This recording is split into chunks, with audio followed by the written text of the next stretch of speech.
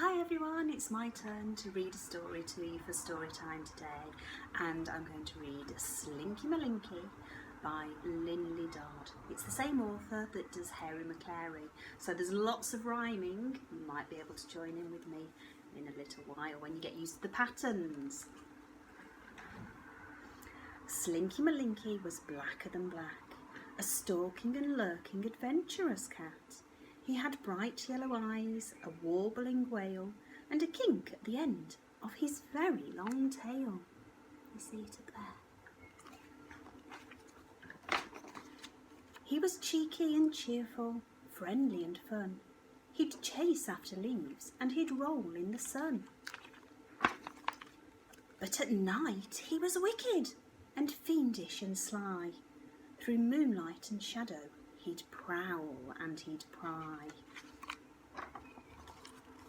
He crept along fences, he leapt over walls, he poked into corners and sneaked into halls.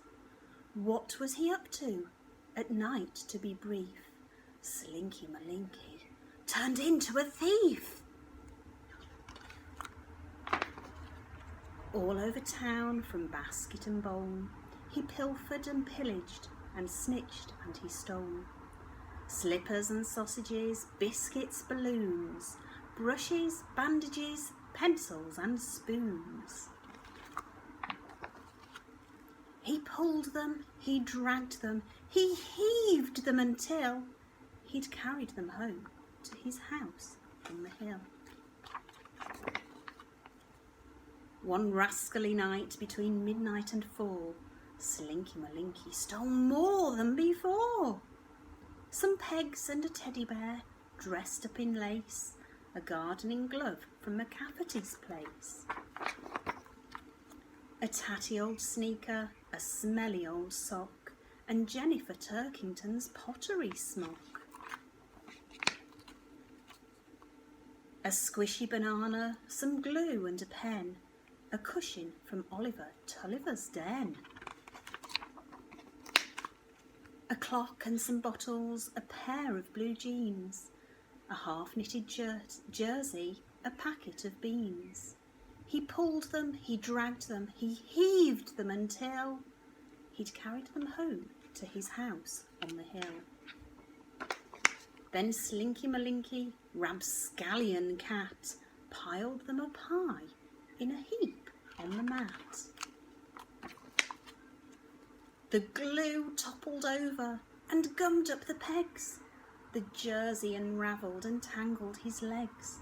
He tripped on the bottles and slipped on the sock. He tipped over sideways and set off the clock.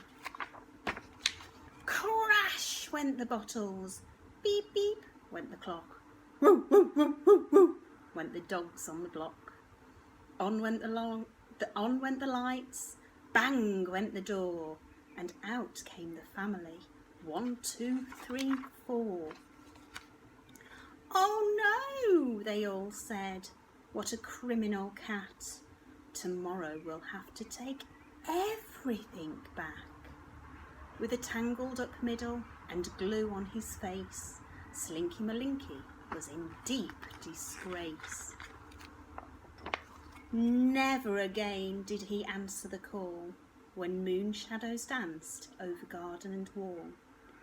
When whispers of wickedness stirred in his head, he'd adjusted his whiskers and stayed home instead.